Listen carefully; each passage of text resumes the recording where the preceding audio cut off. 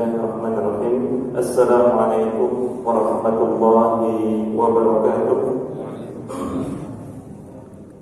Innal hamdalillah nahmaduhu wa nasta'inuhu wa nastaghfiruh wa na'udzu billahi min shururi anfusina wa min sayyiati a'malina. May yahdihillahu fala mudilla lahu wa may yudlil fala hadiya lahu. Asyhadu an la ilaha illallah wahdahu la syarika lahu wa asyhadu anna Muhammadan 'abduhu wa rasuluhu alladzi la nabiyya wa la rasulahu ba'dahu. Tabarakallahu ta'ala fil Qur'anil Karim. A'udzu billahi minasy syaithanir rajim. Bismillahirrahmanirrahim. Ya ayyuhalladzina amanu taqullaha haqqa tuqatih wa la tamutunna illa wa antum muslimun. Wa qala Rasulullah sallallahu alaihi wasallam fi hadits syarif, ittaqillaha haitsu ma kunta wa asbi'is sayyi'ata wal hasanata tamhuha wa khaliqin nasa bi khuluqin hasanin. Baik jemaah sekalian rahimani Allah wa iyyakum, para bapak dan ibu, para ikhwan dan akhwat yang semoga dirahmati Allah Subhanahu wa taala. Alhamdulillah, bersyukur kita kepada Allah Subhanahu wa taala Rabb semesta alam, karena pada kesempatan pagi hari ini Allah Subhanahu wa taala mempermudah langkah kita untuk kita bisa sama-sama bermajelis ilmu selepas kita mengerjakan salat subuh secara berjamaah. Maka tentunya kita memohon kepada Allah Subhanahu wa taala dengan rangkaian amal ibadah yang sudah kita kerjakan, baik itu wajib maupun sunnah, baik itu yang nampak maupun tidak nampak, baik itu doa kita untuk saudara kita semuslim yang mana kita mendoakan mereka sementara mereka tidak mengerti dan tidak tahu, ketika kita mendoakan kebaikan buat mereka, seluruh amal ibadah tersebut semoga ketika kita memohon kepada Allah Subhanahu wa taala, amal ibadah yang sudah kita kerjakan semoga diterima di sisi Allah Subhanahu wa taala. Amin ya rabbal alamin. Kedua kalinya salawat dan salamnya Allah semoga terturunkan atas kehadiran Nabi besar kita Muhammad sallallahu alaihi wasallam yang telah kita nantikan syafaatnya di yaumul qiyamah. Dan jemaah yang rahimani Allah wa iyyakum, sebelum kita masuk materi maka tentunya kita harus paham, karena sebentar lagi kita akan berjumpa pada bulan suci Ramadan, insyaallah sekitar 12 ataupun 13 hari lagi.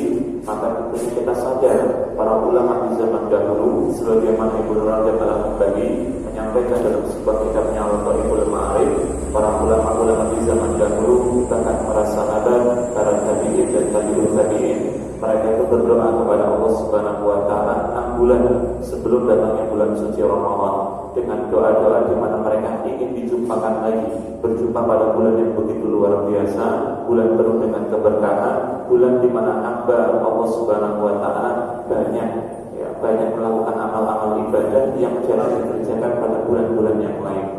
Maka tentunya jemaah sekalian rahimani Allah wa iyyakum, tentunya mereka semuanya berdoa, Allahumma sallimni ila Ramadan wa sallim li Ramadan wa tasallamhu minni mutaqabbalan.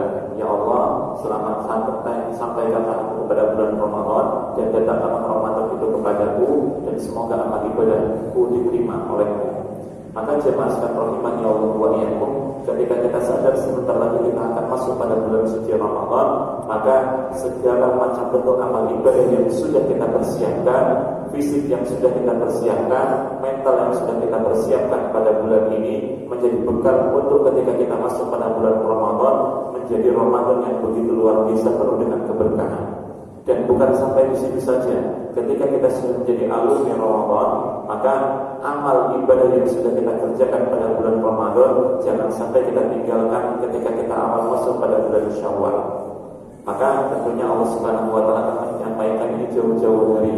Di dalam surat An-Nahl akan disebutkan, wa la takunu kalladzi naqadat ghazlaha min ba'di quwwatin ankatha.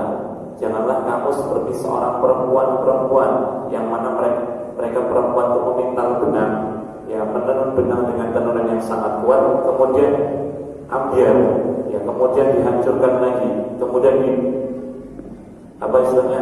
dihancurkan lagi, diratakan lagi, sampai akhirnya kita sadar bahwasanya sesuatu yang sudah kita kumpulkan pada bulan Ramadan terkait dengan amal-amal ibadah yang sudah kita kerjakan nanti ketika kita sudah masuk bulan Ramadan, jangan sampai itu hanya terjadi pada bulan Ramadan saja, akan tapi amalan yang sudah kita amalkan pada bulan suci Ramadan menjadi sesuatu di mana pada bulan-bulan berikutnya itu kita istiqomah dalam menjalankannya. Nah, jemaah sekalian rahimani Allah wa iyyakum, setelah kita paham ternyata itu semuanya tidak terjadi begitu saja. Akan tapi ada proses, yang proses itu tentunya berjalan sesuai dengan kadar keimanan kita kepada Allah Subhanahu wa taala.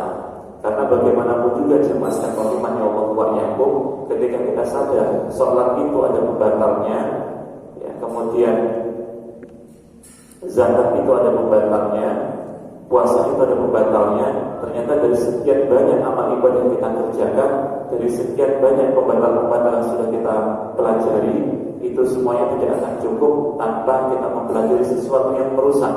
Kalaulah kita mendapati rumah rusak itu karena tidak ada penghuninya, kemudian lembab, kemudian hancur, begitu juga dengan amal-amal ibadah yang lain.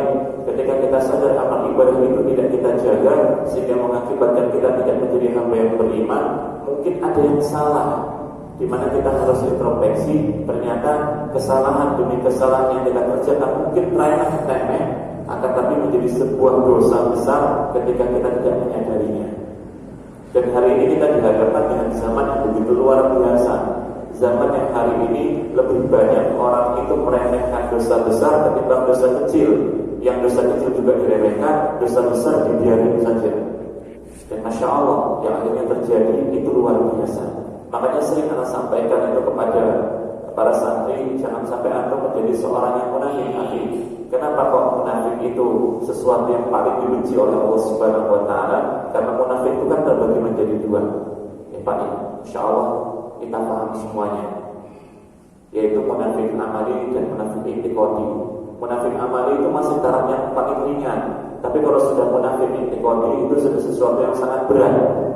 Makanya kan ketika kita sering mendapatkan apa yang telah disampaikan oleh Rasulullah SAW dengan sebuah kalimat dalam sebuah hadis, yaitu apa? Ayatul munafik salasa, yaitu tanda-tanda seorang munafik itu kan tiga: idza hadasa kadzaba, wa idza wa'ada akhlafa, wa idza tu'mina khana.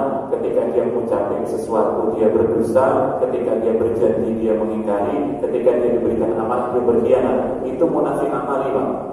Yaitu munafik yang amali, yaitu sesuatu yang kadang-kadang manusia lalai, kan gitu. Dia sudah janji, ternyata dia tidak bisa menepati.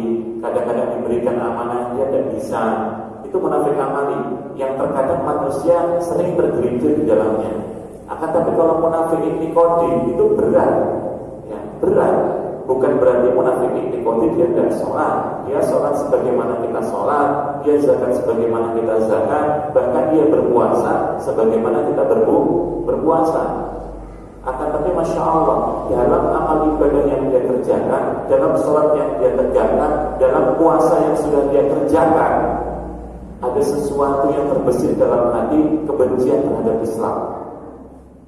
Dia nggak suka Islam itu menang, dia nggak suka Islam untuk menyatu, dia nggak suka Islam untuk menguasai muka bumi ini.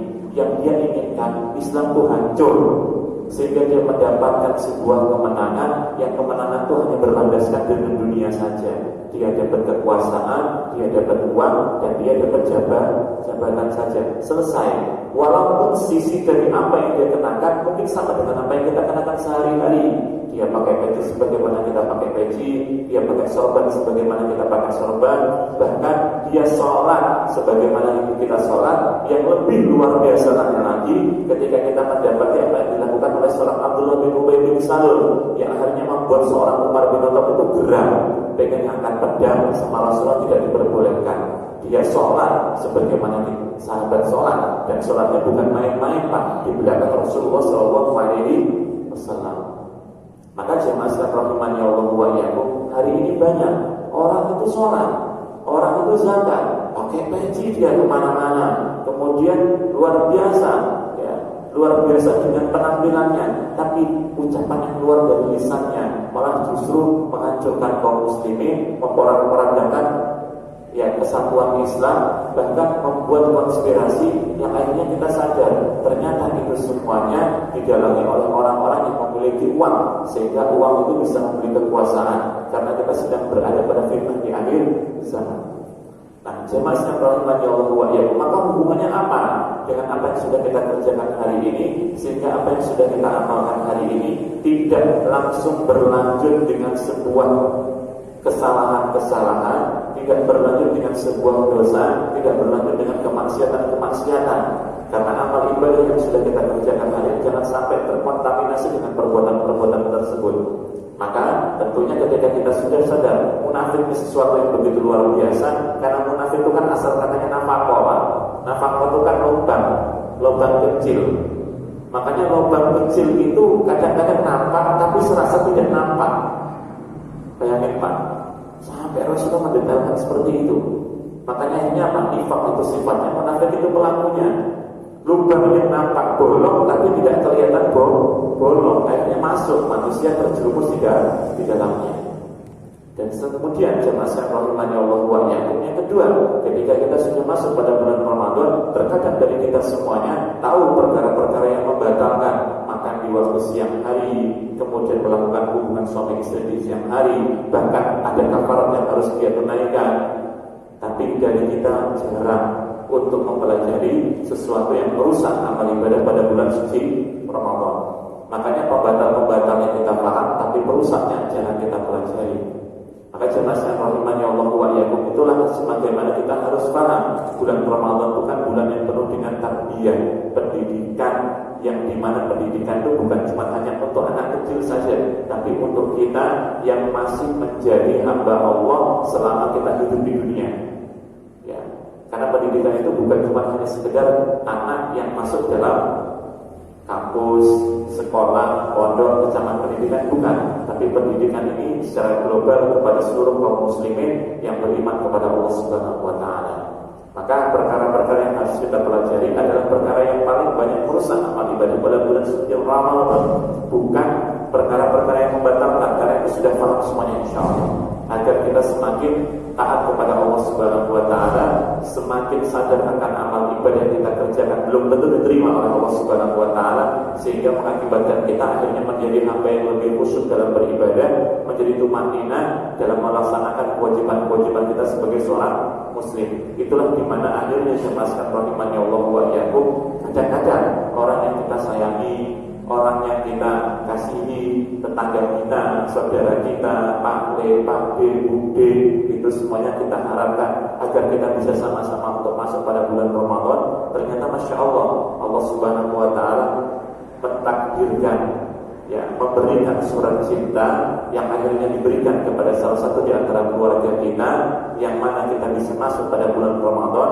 Ternyata salah satu di antara mereka Allah wafatkan. Karena itu salah satu di antara takdir Allah Subhanahu wa ta'ala, dan kita tidak bisa mengelak, dan kita tidak bisa mengelak. Dan itu kan terjadi beberapa waktu yang lalu, ketika akhirnya kita mendapati Masya Allah banyak guru-guru kita, ulama-ulama kita, yang akhirnya saking cintanya Allah Subhanahu wa ta'ala kepada mereka, Allah Subhanahu wa ta'ala mewafatkan mereka di waktu kita lagi sadar bahwasanya apa? Kita manusia hari ini butuh ada yang mengingatkan, butuh diperingatkan, butuh ada yang membimbing. Sampai kapanpun manusia itu butuh manusia yang lain. Maka kalau kita sadar kita butuh manusia yang lain, jangan sampai diri kita merasa paling benar, diri kita merasa paling hebat, diri kita merasa paling kuat dari segala hal. Tidak, tapi kita semuanya butuh manusia dengan manusia yang lain untuk saling mengingatkan. Baik jemaah sekalian rahimani Allah wa iyyakum, kita akan sedikit masuk dalam sebuah pembahasan terkait dengan manusia dan keimanan pada hari kiamat. Karena sejatinya jemaah sekalian rahimani Allah wa iyyakum, orientasi amal ibadah yang sudah kita kerjakan hari ini itu kan berpusat kepada salah satu di antara yang ingin kita gapai, yaitu ridha dari Allah Subhanahu wa ta'ala. Apapun amal ibadahnya, baik itu amal ibadah wajib maupun sunnah, tentu niat kita ingin mendapatkan ridho dari Allah Subhanahu wa ta'ala, ingin mendapatkan rahmat dari Allah Subhanahu wa ta'ala, ingin mendapatkan pengakuan dari Allah Subhanahu wa ta'ala. Adapun pengakuan dari manusia-manusia yang lain, dan lisan manusia itu bisa berdusta, belum tentu hatinya mengiyakan. Tapi kalau itu predikat sudah datang dari Allah Subhanahu wa ta'ala terhadap hamba-hamba yang beriman, beda urusannya. Maka akhirnya jemaah sekalian rahimani Allah wa iyyakum, Syekhul Islam Ibnu Taimiyah sampai menyampaikan jadidu niatakum. Selalu kita harus senantiasa memperbaiki niat. Karena niat itu Pak bisa sewaktu-waktu, bisa sewayang-wayang. Kadang-kadang karena terjadi pergolakan iman, pergolakan hati, ada sebuah cobaan yang menimpa kita, niat itu bisa berubah. Niat itu bisa berubah. Maka ketika niat itu bisa berubah, apa yang harus membuat niat kita itu agar istiqomah? Ya semakin dekatnya kita kepada Allah Subhanahu wa taala. Dengan apa cara mendekatkan diri kepada Allah Subhanahu wa taala? Jelas dengan amal ibadah. Yang amal ibadah itu benar dalilnya dari Al-Quran dan Sunnah, dan benar contohnya yaitu Rasulullah SAW. Maka kadang-kadang ketika hari ini kita mendapati ada orang-orang yang tidak suka kepada Islam, sampai kemudian kita dapat, ya Allah, sampai suruh hapus 300 ayat, membanding-bandingkan dengan yang lain. Ya Allah, jemaah sekalian rahimani Allah wa iyyakum. Ternyata apa yang disampaikan oleh para ulama zaman dahulu sampai nanti kapanpun kita mendapatkan pelajaran. Orang itu kalau pengen terkenal itu mudah Pak, ternyata di muka bumi ini. Gak harus dia jadi artis, gak harus dia jadi YouTuber, gak harus jadi dia selebgram. Gampang. Ketika dia menghina Islam, dia akan terkenal di teori zakat dunia ini. Tapi di hadapan Allah Subhanahu wa taala dosanya semakin besar. Insyaallah Pak ya. Makanya jemaah sekalian rahimani Allah wa iyyakum, itulah keadaan manusia di akhir zaman dengan keimanan di hari akhir. Makanya kan kita akan bahas sedikit terkait dengan 3 karakter manusia yang mereka berhadapan dengan hari akhir itu seperti apa.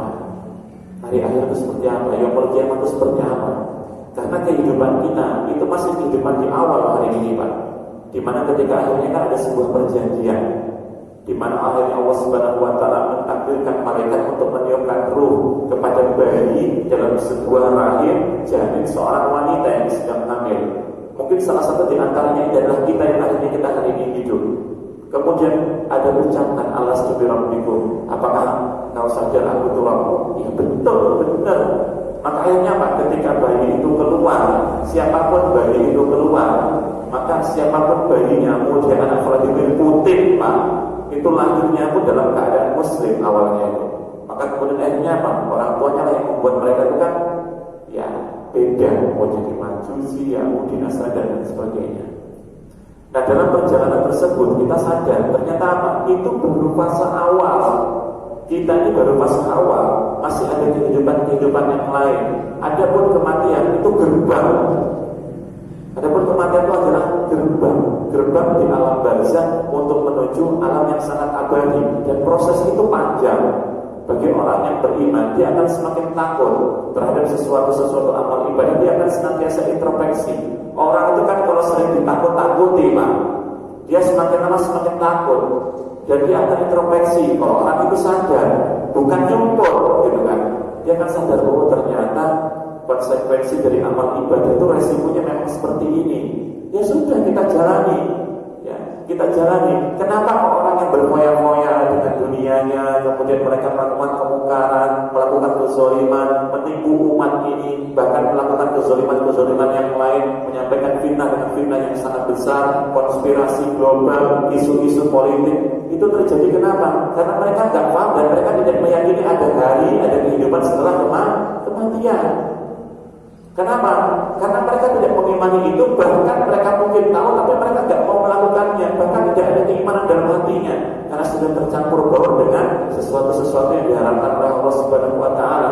Maka wajar Pak, Bu, ya. Maka wajar ketika hari ini kita mendapati kenapa begitu banyak sekali kezaliman yang terjadi di muka bumi ini. Itu terjadi, salah satu di antaranya adalah apa? Mungkin hari ini yang mengingatkan umat ini semakin sedikit. Yang kedua, sudah mulai banyak orang yang tertipu dengan dunia. Tertipu, makanya kan Rasulullah SAW menyampaikan, "Ad-dunya sijnul mu'min wa jannatul kafir." Dunia itu penjara bagi seorang mukmin. Maksudnya apa? Ketika kita berada pada posisi kita hidup di dunia, ada sesuatu yang tidak boleh kita langgar.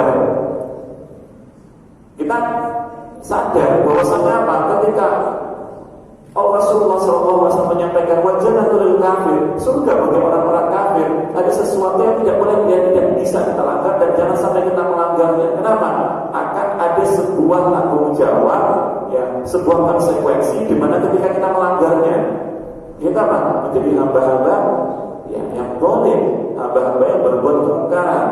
Makanya jemaah sekalian rahimani Allah wa iyyakum, tentunya kita paham ternyata ya Allah, ya dunia sampai seperti ini jadinya.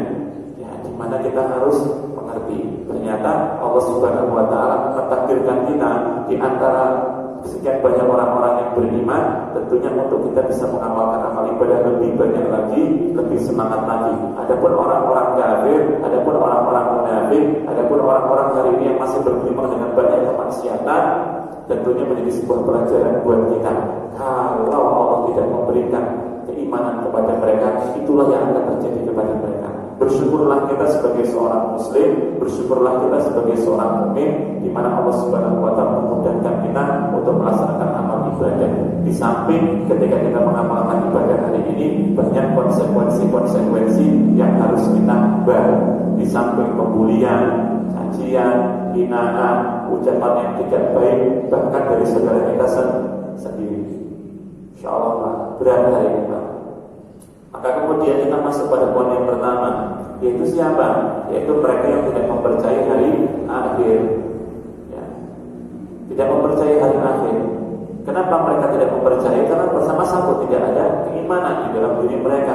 Karena mereka menganggap dunia ini ya cukup, dunia ini cuma sekali. Kalau sudah meninggal sudah udah gak ada sesuatu yang harus dikerjakan lagi.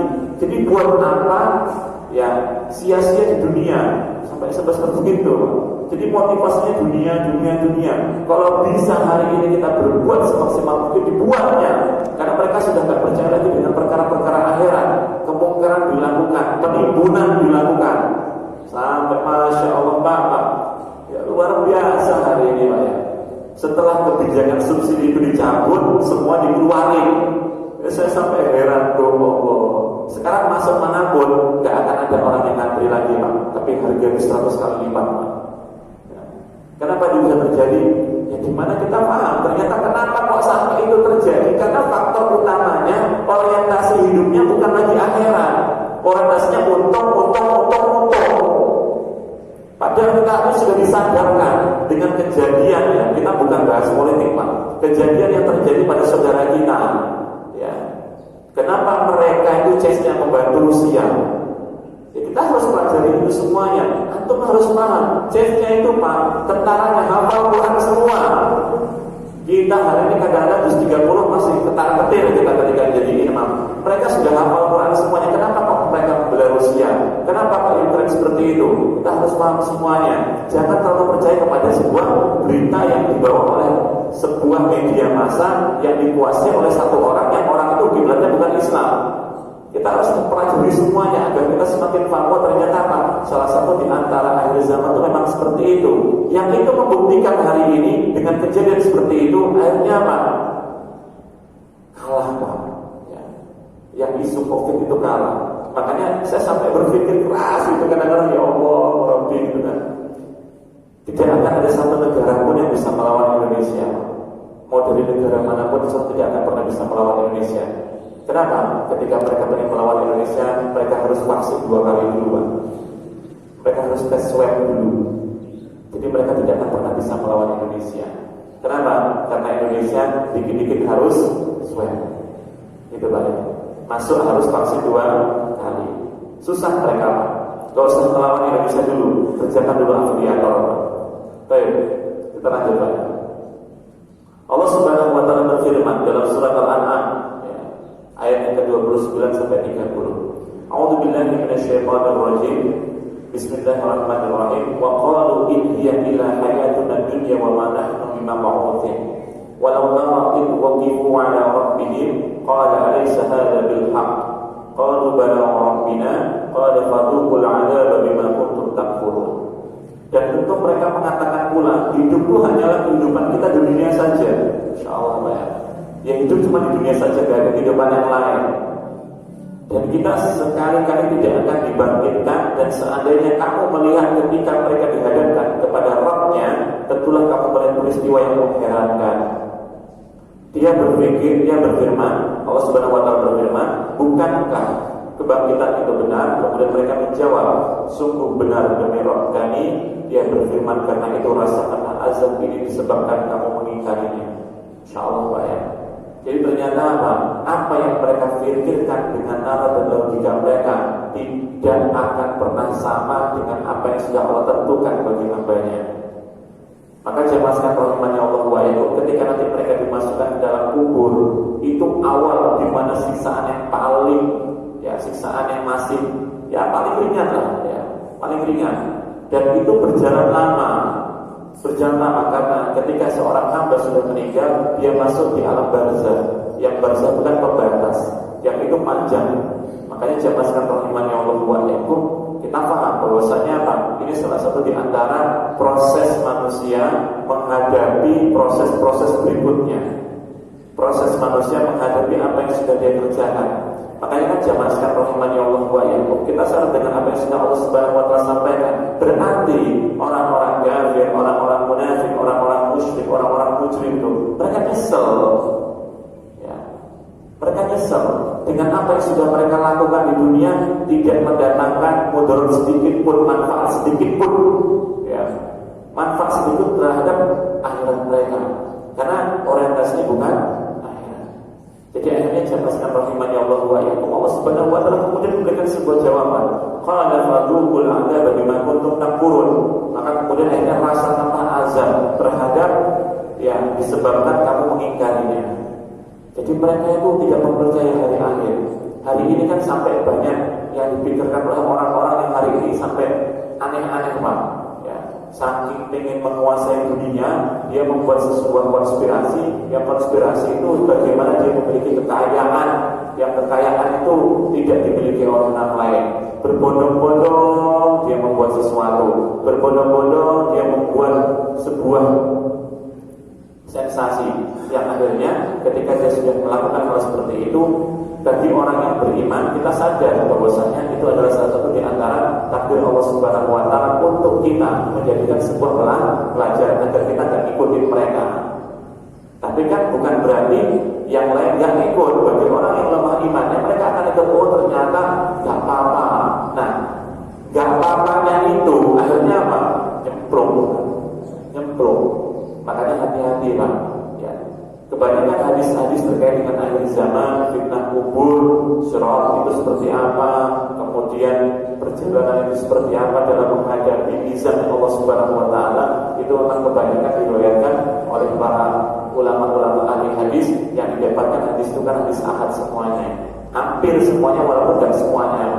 Nah, kita paham soal hadis ahad itu kan perawinya satu dari sahabat, tapi kan hadisnya sahih semuanya. Karena hari ini masih ada beberapa kelompok yang masih ada Pak, ya, heran saya itu. Masih ada aja orang-orang yang tidak percaya dengan hadis ahad. Bingung saya itu kadang-kadang sama mereka ini. Maunya apa orang-orang itu? Ya, saya bingung, maunya apa mereka itu? Udah jelas tuh hadis di depan mata antum tuh. Sudah jelas tuh Al-Quran menjelaskan. Kadang-kadang apa?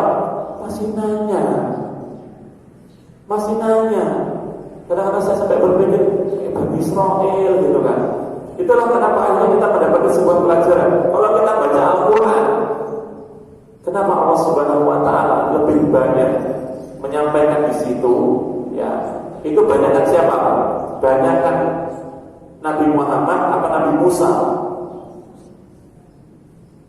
Coba, ketika kita membaca Al-Quran dari sekian 6.236 ayat itu, ketika kita membaca kalimat-kalimat dalam Al-Quran, ayat-ayat di dalam Al-Quran, maka kita mendapat yang paling banyak Allah sebutkan di dalam Al-Quran itu bukan Nabi Muhammad, tapi Nabi Musa. Karena pengingkaran terhadap orang-orang Bani Israel itu Masya Allah, orang Yahudi itu luar biasa. Bukan berarti mereka tidak pinter, tapi saking pinternya pinter Pak. Ya, ambiar Allah. Makanya jemaah sekalian rahimani Allah wa iyyakum, sampai mereka membuat sesuatu itu ingin dibuat agar mereka bisa abadi di dunia. Tidak akan pernah mungkin. Kenapa? Walikulli ummatin ajal, idza jaa ajaluhum la yastakhiruna sa'atan wa la yastaqdimun. Bagi setiap umat, setiap hamba Allah Subhanahu wa taala itu pasti mati, pasti meninggal. Kita semua calon tayar, Pak. Cuman kapan? Wallahu a'lam. Ada orang yang berbaring lama banget di rumah sakit itu, dan tinggal sampai kadang-kadang jadi bahan gibahnya. Ya Allah, kapan ninggalin lo? Sampai tak koma lama banget. Ya itu tadi, memang Allah belum mentakdirkan beliau itu meninggal, walaupun harus terbaring di rumah sakit. Ada orang yang kecelakaan cuma langsung meninggal. Masya Allah, kemarin kita mendapatkan berita duka, Pak. Mungkin antum sebagian mungkin ada yang datang. Yaitu Ustaz Joko yang di Alinas Sukorowo sekarang itu kan dekat rumah Babe, dan setelahnya itu kan anak beliau meninggal, umurnya 3 bulan meninggal, Pak. Makanya kita berdoa kepada Allah semoga amal ibadah diterima, insya Allah, Pak. Dan itu investasi akhirat, Pak. Ya. Saya tuh sampai berat melihat itu, ya Allah, gitu, sampai seperti itu. Kenapa? Karena jamaah sekalian rahimani Allah wa iyyakum. Salah satu di antara kenapa kita punya banyak anak, kenapa ketika kita amal ibadah kita enggak yakin amal ibadah diterima oleh Allah Subhanahu wa taala, tapi kita punya anak. Kenapa? Agar anak itu bisa mendoakan kita setelah kita meninggal. Insyaallah. Kenapa? Karena kita paham ada kehidupan setelah kematian. Bagi mereka yang tidak mengerti itu, tidak mengerti, bahkan mereka orang-orang kafir, ya mereka tidak kepikiran. Makanya Allah sampaikan fadhukul adzab bima kuntum takfurun. Baik, yang kedua, tadi diingetin Ustaz agak siang ini, jadi jam 6:20 ya. Insyaallah. Mohon bersabar Pak ya. Tidak apa-apa. Hari Sabtu kan tinggal 1 bulan ini, 1 besok, kemudian Ramadan. Nah, insyaallah tinggal kita persiapkan. Saya kangen Pak, Al-Hikmah itu itikaf lagi Pak sekalian. Ya, saya kangen. Kenapa? Kalau kita itikaf sama-sama itu Pak, itu ada potensi amal ibadah kita lebih semangat. Kenapa? Dan kalau kita sendiri itu Pak, nggak ada teman, sepi, walaupun bulan Ramadan baca Quran itu rasanya males Pak.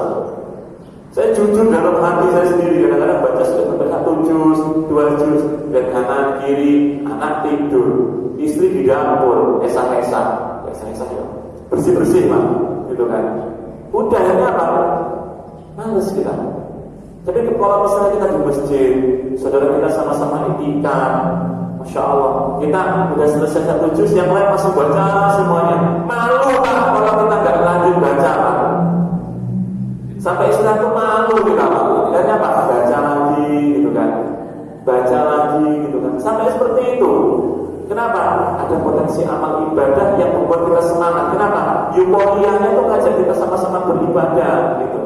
Makanya semoga bisa itikaf Pak ya, Masya Allah. Kan sudah hilang Pak, ya, sudah hilang ya, dilibas minyak. Masya Allah. Luar biasa, alhamdulillah aja. Walaupun masih ada minyak Pak, walaupun minyak curah, yang penting bisa makan masalah, Masya Allah. Yang kedua, yaitu mereka yang mengimani tapi lalai dengan dunia. Kenapa kok bisa lalai? Itu tadi ya, karena motivasi amal ibadahnya sudah berbeda, orientasinya sudah beda. Makanya kan kita harus paham kenapa kok sampai hari ini banyak orang melakukan perkara dunia lebih giat daripada mereka mengamalkan amal ibadah akhirat. Kenapa ketika kita lihat hari ini orang untuk mengerjakan sholat aja malas Pak, dia harus menunggu qomat dulu baru ke masjid. Tapi kenapa kok orang itu bekerja dia takut sampai terlambat? Kenapa? Karena sudah faktornya berbeda, tujuannya akhirat gitu. Akhirat ke dunia Pak, karena tujuannya dunia gitu. Tapi kalau tujuannya akhirat, ya dia akan lebih balance-nya kepada akhirat. Makanya jamaah sekalian Allah wa iyyakum, panggilan manusia sama panggilan Allah itu kita harus paham mana yang harus kita dahulukan, mana yang harus kita gaungkan terlebih dahulu. Makanya kan hari ini kenapa kok mereka itu banyak yang iman itu tapi lalai dengan dunia? Itu tadi lebih banyak memperhatikan perkara dunia ketimbang akhirat. Insya Allah Pak sudah diingatkan gitu kan. Kok ada yang gak kesuka? Itu tawa dikecilin. Oh aja. Coba diingetin Pak, ya diingetin, ayo sholat gitu kan. Saya sampai kadang-kadang terbingung, kok malah dibanding-bandingin loh Pak, dibanding-bandingin dengan suara hewan. Jauh Pak, gitu loh.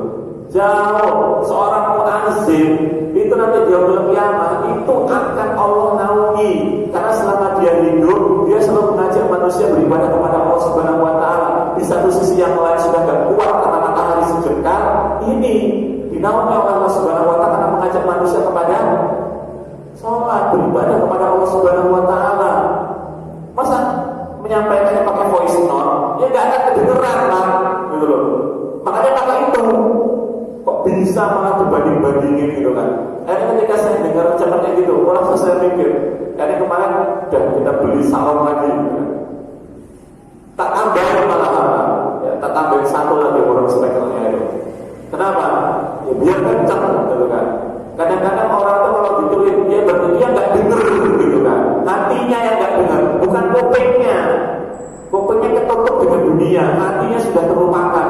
Tambah orang speaker lah, tambahin pak di modal pak. Ya mungkin kurang mau nambahin monggo gitu kan. Ya, kita beli kemarin 800.000 pasang lagi gitu kan, insya Allah. Biar apa? Ya, biar kencang gitu. Karena kadang-kadang hari ini Pak, kenapa kok itu bisa terjadi? Ya karena mereka menganggap, mereka merasa, mereka gak diawasi oleh Allah Subhanahu wa Ta'ala. Dan mereka menganggap, gampang lah insya Allah besok kalau misalnya aman ya aman. Orang naik motor, hati-hati bisa ketabrak, apalagi yang selor Pak. Ya. Hari ini kita jalannya pelan-pelan saja, kadang-kadang ada yang nyenggol, apalagi jalannya sembrono. Makanya orang-orang yang melakukan keburukan, kezaliman, mereka menganggap diri mereka itu aman. Padahal belum tentu mereka aman. Allah Subhanahu wa Ta'ala sudah mentakdirkan sesuatu keburukan ketika mereka tidak bertobat kepada Allah Subhanahu wa Ta'ala, menjadi pembelajaran kepada kita yang beriman. Jangan kita sampai enak ya kalau misalnya berbuat seperti itu, uangnya banyak, ya dunia apa-apa. Sama rakaat al-fajr itu sholat 2 rakaat itu tidak ada apa-apanya. Gak ada apa-apanya. Suatu ketika dengan apa yang kita miliki, kalau niat kita bukan karena Allah Subhanahu wa Ta'ala, langsung jadi hilang gitu kan. Dalam waktu hitungan hari sekejap. Banyak terjadi hari ini ya, pamer sesuatu ketika mereka sadar ini hasil kerja keras saya. Kalau bukan hasil kerja saya gak sampai seperti ini gitu kan. Karena saya ditakdirkan sudah dalam keadaan kaya. Suatu ketika Allah Subhanahu wa Ta'ala membuat sesuatu yang lebih manis daripada itu, akhirnya apa? Hilang langsung semuanya. Hari ini jamaah sekalian rahimani Allah wa iyyakum, kalau kita sadar tidaklah sesuatu yang terjadi bagi diri kita melainkan sudah Allah izinkan dan takdirkan untuk kita, maka kita paham hari ini harusnya kita bersyukur di mana kita ditakdirkan dalam keadaan kita beriman kepada Allah Subhanahu wa Ta'ala. Ya, kita melihat orang-orang hari ini bergelimang kemaksiatan, udah Pak, gak usah pengen ngikut-ngikut Pak. Orang tuh mulai coba-coba itu Pak. Kadang-kadang itu malah lebih parah daripada yang sudah komitmen di kemaksiatan itu, ya kan? Hati-hati Pak, pengen coba, setelah nyoba baru nyoba tolong tinggal. Maka kematian itu kan sesuatu yang Masya Allah ya, berat Pak, berat. Makanya kan sebulan lebih, hampir 2 bulan yang lalu kan kita mendapati ya ketua Dewan Dakwah yang sebelum Ustaz Muhammad Sidik sesuai dengan meninggal. Sampai kita berpikir Masya Allah Pak, beliau itu luar biasa. Anak beliau tidak ada di Dewan Dakwah, terlibat beliau di Dewan Dakwah. Luar biasa beliau itu. Kita mendapati kenapa sampai beliau menyampaikan apa? Sampaikanlah ilmu gitu. Sampaikanlah ilmu. Orang lain menolak ilmu kita, doakan yang terbaik. Ketika kita dihina, doakan yang terbaik. Cuma itu saya ingatnya Pak. Ya karena memang dulu ketika kita awal ngampus cuma dapatnya itu. Karena beliau itu kan sering ke sampai Merauke, ke Singapura, pokoknya kemana-mana. Ya, Masya Allah Pak. Jadi jemaah sekalian rahimani Allah wa iyyakum, ketika orang itu sudah hamba Allah itu sudah dimaniskan dengan lezatnya iman, dia sudah gak pernah menganggap dunia itu manis. Ya. Biasa aja ya Pak. Biasa aja. Jadi ketika kita melihat sahabat itu yang kaya-kaya itu, apakah kekayaannya itu membuat mereka itu akhirnya pakai baju bagus, membuat mereka sampai gaya-gaya, pamer, riak? Enggak. Ketika kita mendapat sahabat yang kaya-kaya itu malah apa? Dengan apa yang mereka miliki, kalau bisa untuk membagikan Islam mereka berikan semuanya. Itu dari segi harta. Kemudian sahabat-sahabat yang memiliki fisik yang bagus-bagus. Apakah fisik itu buat nge-gym? Enggak. Akhirnya apa? Dengan fisik yang kuat yang mereka miliki untuk menolong agamanya Allah Subhanahu wa Ta'ala. Kenapa? Mereka sadar ada kehidupan setelah kematian. Mereka sadar yang mereka kerjakan hari ini itu akan mati Pak. Ya, jangan sampai kita sudah menanam hari ini hancur gara-gara hama sama weruh. Jangan sampai ketika kita hari ini sudah menanam dengan tanaman yang bagus, kita pupuk dengan keimanan, kita pupuk dengan keikhlasan, kita pupuk dengan ketundukan kita, kepatuhan kita kepada Allah Subhanahu wa taala. Karena ada satu faktor perusak, akhirnya apa? Hilang tanaman itu, kita nggak bisa menikmati. Kalaulah petani dia nanam padi, kalaulah petani dia nanam terong, ya, nanam pohon-pohon yang bisa menghasilkan, ketika itu dimakan sama hama, itu masih biasa Pak. Tapi ketika keimanan itu sudah hilang dalam diri kita, itu menjadi faktor yang lebih berat lagi. Kenapa? Karena siksaan itu lebih pedih ketimbang seseorang yang hilang dari hilang tanamannya itu. Kenapa? Masih bisa nanam. Ya sudahlah, nanam lagi gitu. Ya sudah gitu Pak. Ya, orang yang sudah memang faktornya petani dimakan sama hama, sedih. Ya, sedih karena orang tua kita di kampung itu kan ya sedih gitu ketika wah makan tikus gitu kan. Tapi kenapa? Apakah besok mereka nggak nanam lagi gitu loh.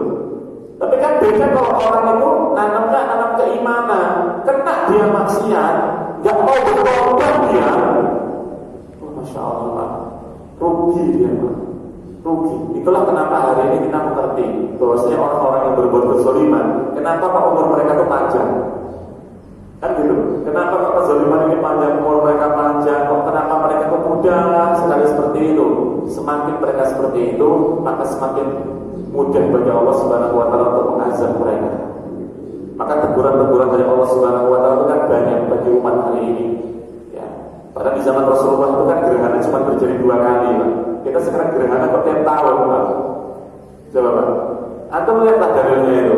Di zaman Rasulullah itu kan gerhana terjadi cuma 2 kali. Sekarang tiap tahun. Coba saya. Itu baru gerhana doang, belum yang lain. Belum banjir, puting beliung gitu kan. Kok yang di sana cuma 1 orang, yang sana yang terjadi banjir di Kalimantan, yang sana yang di Jakarta, gitu kan. Yang sana yang terjadi sesuatu, yang di sana yang di Jakarta lagi. Saya bingung kadang-kadang. Sing salah sing di sana sombong, gitu kan. Ya hari ini apa? Banyak sekarang orang yang mencari kambing hitam, karena tidak semuanya kambing itu hitam. Gitu. Masya Allah ya. Karena hari ini apa? Banyak orang itu melakukan kemungkaran-kemungkaran agar dia mendapatkan sesuatu dari dunia, padahal itu hanya sedikit. Kenapa itu bisa terjadi? Nah, Imam Ibnu Qayyim al-Jauziyah berkata, "Wahibud dunya la yanfa'u min salas. Hum lazimun wa ta'bud daimun wa hasratun la tanqadi." Kalimatnya, pecinta dunia tidak akan terlepas dari 3 hal. Apa itu Pak?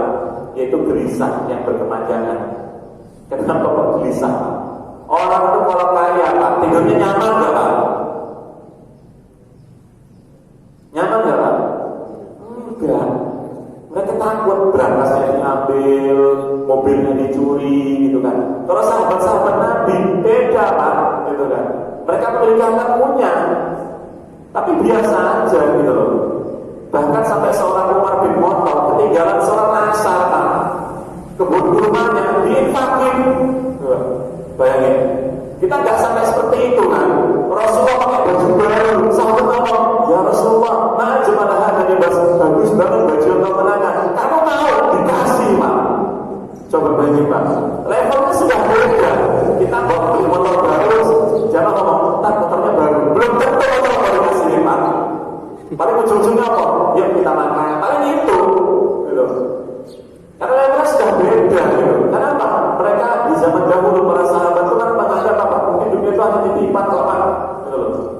Hanya titipan gitu. Jadi apa? Ya sudah gitu loh.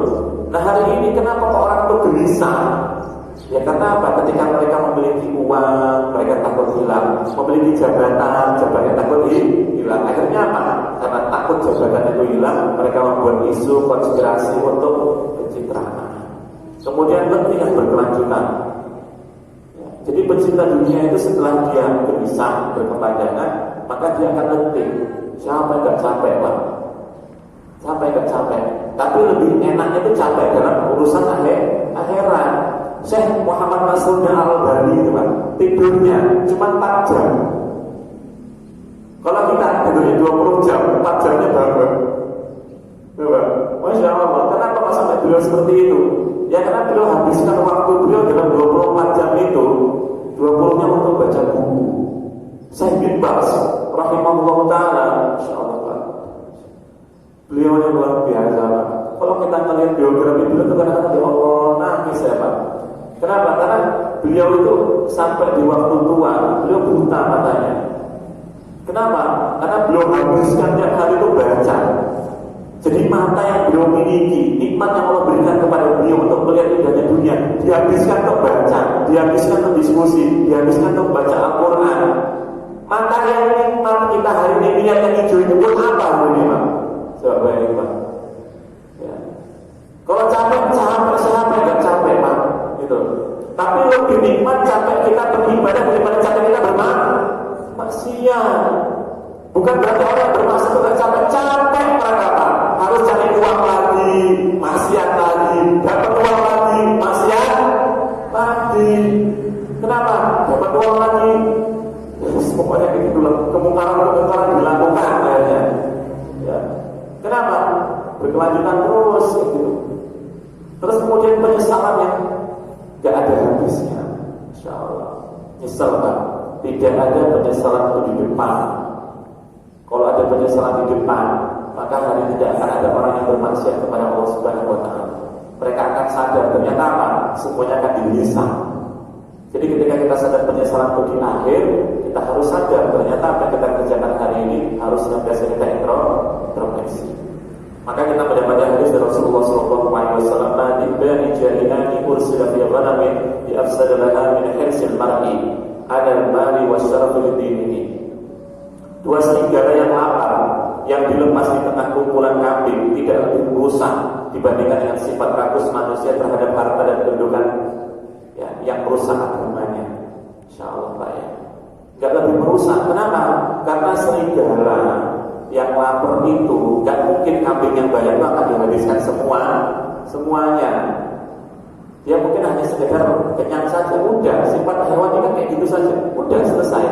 Tapi kalau manusia Pak, Masya Allah Pak, kasih harta masih pengen punya jabatan, kasih jabatan masih pengen melakukan kemaksiatan, sudah maksiat pengen berbuat kezaliman, sudah berbuat kezaliman ngajak yang lain untuk melakukan kezaliman. Insya Allah Pak, itu dari segi faktor luarnya, faktor dalamnya, perut Pak. Apa itu perut? Kucing.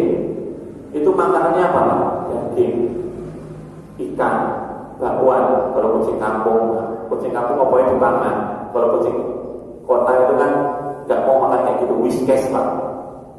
Tapi kalau di pondok itu kan bingung. Saya bingung dengan kucing di pondok itu kan ada 2. Tak kasih daging nggak mau dimakan. Kasih Allah sama Ustaz ini kasih whiskas Pak. Bocah kira sampai ya Allah mahal loh lagi. Nggak apa-apa Ustaz biar bulunya bagus. Ya Allah. Sampai seperti itu Pak. Itu kucing, manusia apa aja dimakan Pak. Makanya kan tidak ada sesuatu yang lebih buruk yang dimiliki oleh manusia kecuali perutnya. Apa aja masuk Pak. Coba uang korupsi masuk, kemudian yang betul-betul masuk, selain yang halal masuk, yang haram juga masuk. Kok yang nonton tapi kan hati Pak, ngeri Pak. Perut apa yang dimakan, semicin-micinnya dimakan, Insya Allah. Selanjutnya 5 menit lagi Insya Allah kita masuk surga.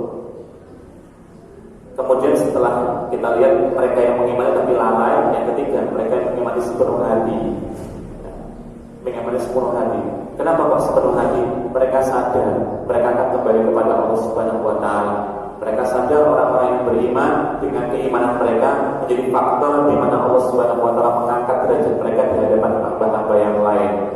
Makanya jamaah sekalian rahimani Allah wa iyyakum, itulah kenapa para ulama-ulama di zaman dahulu semakin mereka beriman kepada Allah Subhanahu wa Ta'ala, membuat mereka akhirnya apa? Semakin mereka menjauh dan semakin mereka menyendiri, bahkan mereka tidak mau berjumpa dengan yang lain.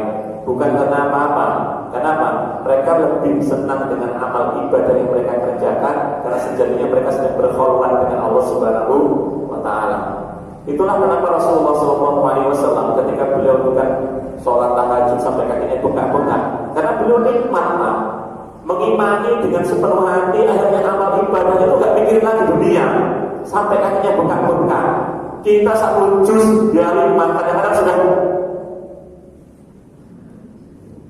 Dan kita nunggu sesuatu.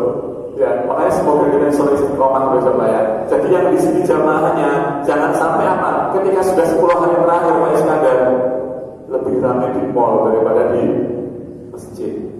Ibu-ibunya kemana? Buat kue.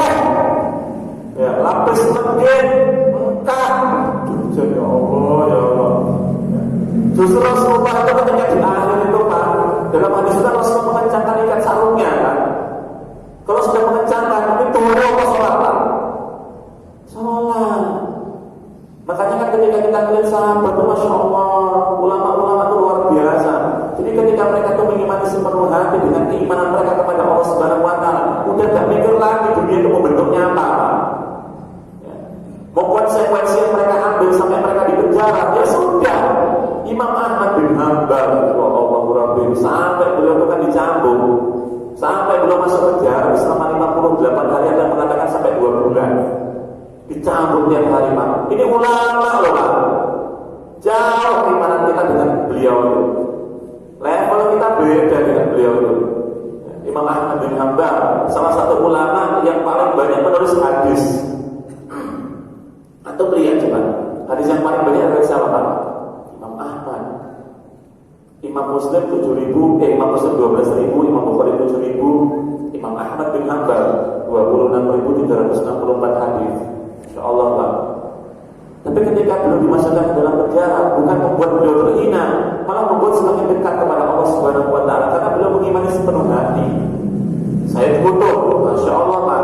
Cuman ketika beliau masuk penjara, Pak mintanya lucu. Gitu. Adilimin kolami kertas, jadi minta pulpen beserta tintanya itu dengan kertas itu. Udah. Akhirnya Pak buat tafsir di dalam Quran. Bayangin Pak, luar biasa Pak. Jadi ulama-ulama terdahulu mereka diasingkan, kemudian mereka beriman kepada Allah Subhanahu Wa Taala, tidak membuat mereka terhina, malah mereka semakin dekat dengan Allah Subhanahu Wa Taala, karena mereka menjadikan hidupnya itu orientasinya bukan lagi dunia, tapi akhirat. Bukan berarti mereka tidak punya uang, bukan berarti mereka tidak memiliki duit, dan mereka memiliki itu semuanya. Akan tapi apa yang mereka miliki tidak langsung menjadikan mereka itu sombong, tidak, tapi menjadikan dengan apa yang mereka miliki itu mereka sadar bahwasanya segala macam bentuk fasilitas yang Allah berikan kepada kita di dunia ini itu hanya titipan. Sebagus apapun barang yang kita kenakan, sehebat apapun rumah, sebesar apapun rumah yang kita miliki, itu akan meninggalkan kita. Kita akan dipakaikan dengan kain kafan yang cuma warnanya putih, yang enggak berharga sama sekali, enggak berharga sekali. Maka akhirnya jemaskan rahimani Allah wa iyyakum, maka kita mendapati para ulama-ulama terdahulu ketika mereka seperti itu, akhirnya mereka melakukan sesuatu itu hanya bagi orang-orang beriman saja yang mereka semakin sadar. Terakhir, kisah seorang Abu Dahdah. Ada yang kenal Abu Dahdah Pak? Abu Dahdah jarang terkenal Pak. Kita mesti kenalnya ya 10 sahabat Nabi yang masuk surga, Khalid bin Walid, Abu Hurairah, mesti itu. Nah sahabat Nabi yang satu ini memang tidak terkenal, tapi amalan ibadahnya akan terkenal seluruhnya sampai kapanpun. Dia Abu Dahdah. Jadi Abu Dahdah itu Masya Allah dari Anas bin Malik, ya, sahabat Nabi Muhammad SAW. Suatu ketika itu kan ada 2 sahabat yang bersengketa. Bersengketanya masalah lupa masalah syum'ah. Ya, syum'ah bukan lupa kalau lupa kan barang temuan yang akan disiarkan di share grup selama 1 tahun, gak ada yang ngaku itu jadi milik yang punya, jadi milik yang nemu. Syum'ah itu kita punya lahan, tetangga kita punya lahan, dia punya pohon mentiung ke kita. Nah, atau dia punya pohon yang pohon itu ya pokoknya sudah masuk ke kawasan kita. Nah kemudian sahabat yang satu ini ya sudah pengen dibeli, karena pengen bangun tempat tinggal, nggak mau. Kemudian akhirnya mereka berdua, ini sahabat Pak ya. Enaknya sahabat itu ketika mereka mendapati masalah ketemu sama Rasulullah. Hari ini kita punya masalah, datangin Ustaz sudah jelaskan, ngeyel, tetap gak terima, coba. Terus jadikan jalur sopo. Kadang-kadang hari ini kan aneh, sudah dari Ustaz dikasih solusi masih nggak terima. Baik, ketika akhirnya mereka menyampaikan itu kepada Rasulullah SAW terkait dengan pohon kurma yang masuk ke kebunku ya Rasulullah, apa yang harus dilakukan? Ya sudah, kalau gitu perintahkanlah dia untuk memberikan pohon kurma itu kepadaku agar aku bisa mendapat tempat tinggal. Maksudnya apa? Ya suruh dibeli, gitu kan? Suruh dibeli.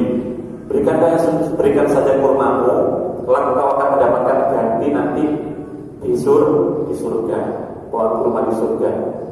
Logikanya apa? Kalau sudah dapat pohon kurma di surga, nggak mungkin lah yang ngasih kurma itu, yang punya pohon itu tinggal di neraka, pasti masuk surga. Nggak mau lah, bayangin Pak. Nggak mau, saya nggak mau lah.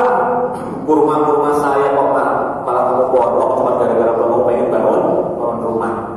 Kemudian akhirnya apa? Didengarlah sama Abu Dahda. Abu Dahda punya 600 batang kurma yang bagus-bagus Pak. Maka akhirnya apa? Dengar kisah itu, dengar kabar itu dari Anas bin Malik dan dari Rasulullah SAW. Akhirnya apa? Ngomong sama Rasulullah, matur sama Rasulullah, kemudian nyampaikan sama yang bulan tadi yang bermasalah. Ya sudah, satu pohon kurma ilmu itu akan kubeli, kugantikan dengan 600 pohon milikku. Mau nggak Pak? Mau. Masya Allah, bayangin Pak. Ya. Jadi orang itu kalau keimanan sudah luar biasa, keimanan sepenuh hati, mencurahkan amal ibadah itu dengan semaksimal mungkin, dia sudah gak mikir lagi. Kalau dari segi dunia, lebih banyak panen yang 600 itu Pak daripada yang 1. Tapi kalau orang sudah pikirannya akhirat, bukan itu yang sudah mereka pikirkan. Pikirannya sudah beda. Sudah akhirat, bukan dunia. Kita hari ini masa kadang-kadang dunia, gitu kan?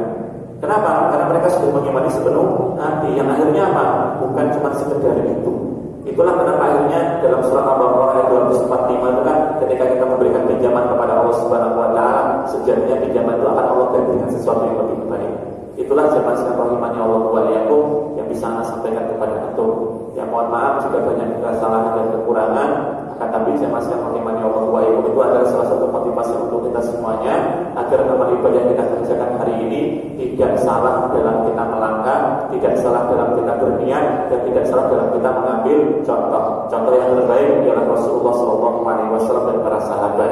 Semoga kita bisa maksimal dalam momentum pada bulan Ramadan, kemudian kita bisa istiqomah, dan tentunya jangan lupa untuk mengajak saudara kita baik yang jauh dari rumah kita ataupun dimanapun berada, untuk sama-sama kita memakmurkan masjid sebagaimana dahulu. Saya pengen Pak, kangen Pak rame masjid, kajian, anak-anak ngaji, bapaknya ngaji, ibunya ngaji, insya Allah Pak. Itu salah satu momentum yang kita harapkan agar menjadi ketika kita berkumpul di dunia, Allah kumpulkan juga kita nanti di surga. Amin ya Rabbal alamin. Barakallahu fikum. Yang kita tutup dengan lafaz hamdalah dan doa kepada bermajelis. Alhamdulillahirabbil alamin. Subhanakallahumma wa bihamdika asyhadu an la ilaha illa anta astaghfiruka wa atubu ilaik. Wassalamualaikum warahmatullahi wabarakatuh.